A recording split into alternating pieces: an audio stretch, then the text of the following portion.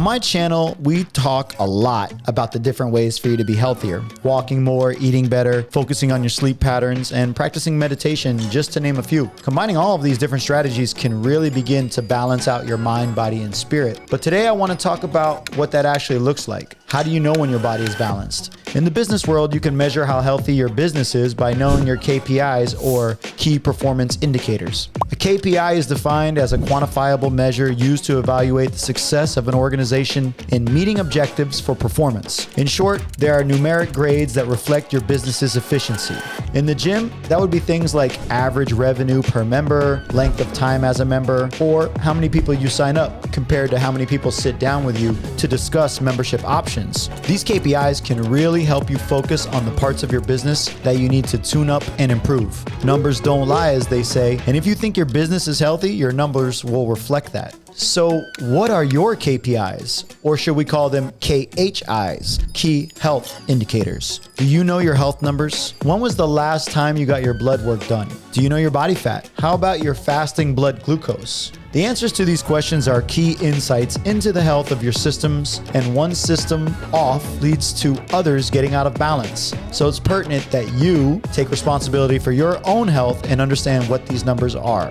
There are literally hundreds of things you can measure within your body, but today we will only focus on a few that will allow you to get a bird's eye view, and hopefully this will lead you to take stock of your current health and how you can improve it. Key health indicator number 1, resting heart rate. One of the easiest and maybe most effective ways to gauge your health can be done in 30 seconds with 2 fingers. Measuring your resting heart rate, the number of heartbeats per minute while you're at rest, is a real-time snapshot of how your heart muscle is functioning. It's easy to do. Place your index and middle finger on your wrist just below your thumb or alongside of your neck so you can feel your pulse. Use a watch to count the number of beats for 30 seconds and double it to get your beats per minute. Repeat a few times to ensure you have an accurate reading. While a heart rate is considered normal if the rate is between 60 and 100 beats per minute, most healthy, relaxed adults have a resting heart rate below 70 beats per minute. Your resting heart rate can help identify potential health problems as well as gauge your current heart health. Research has found that a resting heart rate near the top of the 60 to 100 range can increase your risk of cardiovascular disease and even an early death. A 2013 study in the journal Heart Health tracked the cardiovascular health of about 3,000 men for 16 years and found that a high resting heart rate was linked with lower physical fitness and higher blood pressure, body weight, and levels of circulating blood fats. The researchers also discovered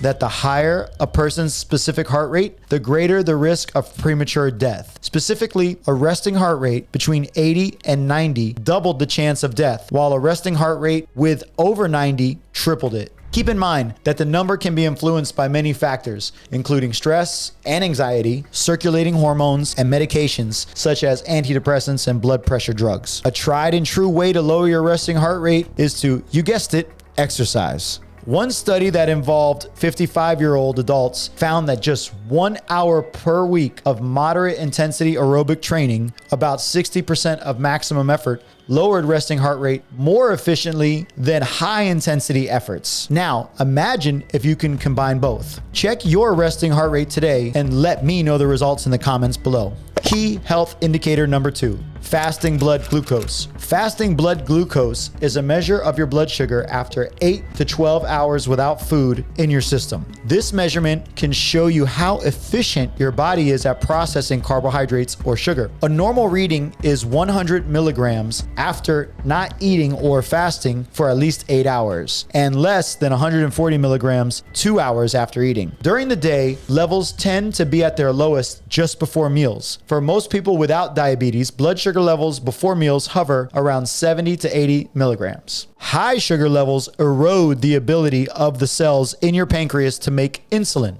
The organ overcompensates and insulin levels stay high too long. Over time, the pancreas is permanently damaged. High levels of blood sugar can cause changes that lead to a hardening of blood vessels, which doctors call atherosclerosis. Damaged blood vessels can cause problems such as kidney disease or kidney failure, requiring dialysis, strokes, heart attacks, vision loss, or blindness, and a weakened immune system with a greater risk of infections. Nerve damage, also called neuropathy, causes tingling and pain with a loss of sensation in your feet, legs, and hands. This poor circulation to the legs and feet causes slow wound healing and possible amputation. Knowing your fasting glucose can give you valuable insights into how insulin resistant or sensitive you are. This is something that can take years to manifest, and monitoring your numbers is the only way to avoid getting past the point of no return. You should get this tested every 6 months through a blood test by your doctor.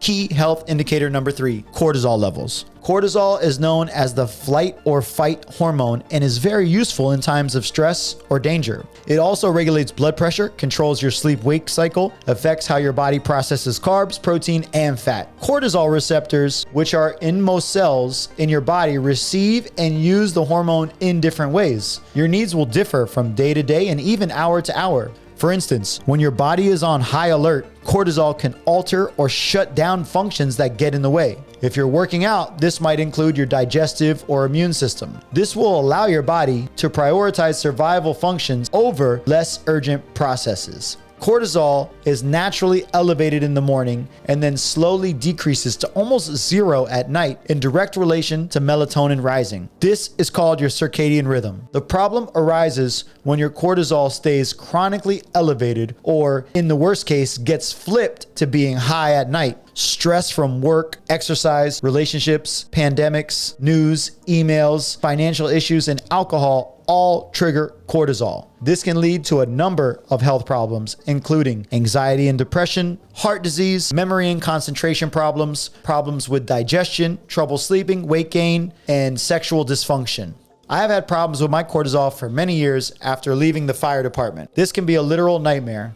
This is why you have to keep an eye on your levels. Unfortunately, most Western doctors don't even measure this, and if they do, it's through a blood test, which only tells you what level it is at the time of the test. This is the wrong way to test cortisol function because it doesn't show you what your rhythm is throughout the day. In order to test cortisol correctly, you need to take a saliva test. An adrenal saliva test requires you to get a saliva sample 4 times throughout the day. This will test your cortisol function in relation to your DHEA. Knowing this ratio is key to preventing disease such as high blood pressure, diabetes, and cancer. This test is a must for anybody with weight issues, sleep issues, or high stress levels. Basically, anybody over the age of 35. Knowing your numbers in business and in health are key to long-term success and growth. These 3 tests will not cover everything, but they will give you a tremendous insight into where your health is at this moment in time, giving you quantifiable data that you can use and measure to improve. If you're interested in getting your cortisol levels tested, make sure you get the saliva test. You can get the other 2 tests on your own and from your doctor. But whatever you do, don't wait to assess where you're at. Only through assessing where you are will you be able to progress to where you want to go. Thank you so much for sticking around on this video, and I'll see you in the next one.